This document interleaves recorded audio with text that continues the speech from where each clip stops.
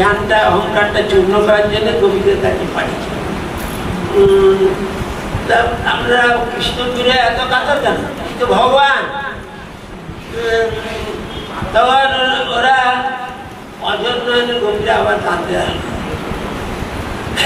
তোরা নন্দ যশোদা নন্দ উপস্থিত বাবা দুঃখ, আমরা তো কৃষ্ণদেব ছেলে বলেই জানতাম, তুমি আর নূতন ভগবান তিনি।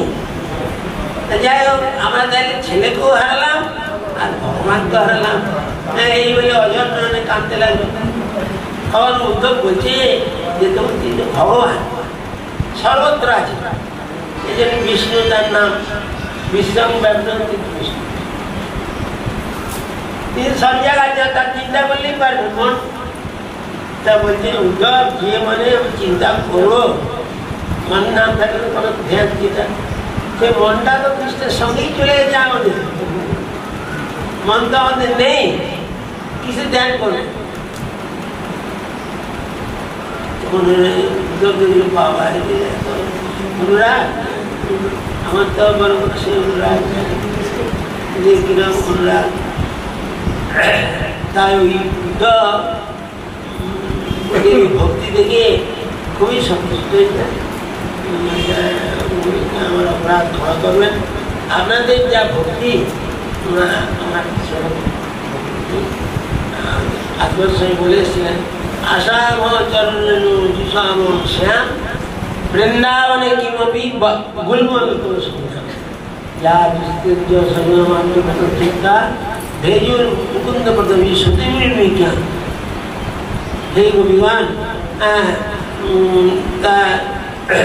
আসাম চরণেনু জুসাম আপনাদের চরণে আমার এই প্রার্থনা, আমি আপনাদের চরণ ধরি পাওয়ার জন্য এই ব্রজেতে লতা পাতা ঘাস হয়ে জন্ম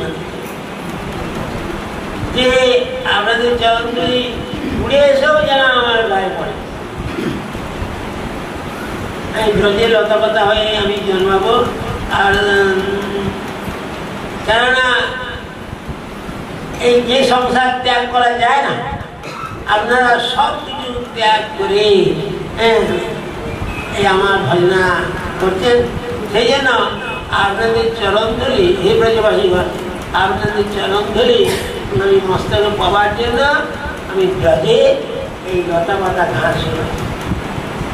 ব্রহ্মা বলেছেন আমি ব্রজে পাথর, একটা পাথর হয়ে জন্মাতে চাই, আপনারা যেন চরণ ভাসেন আমার উপরে।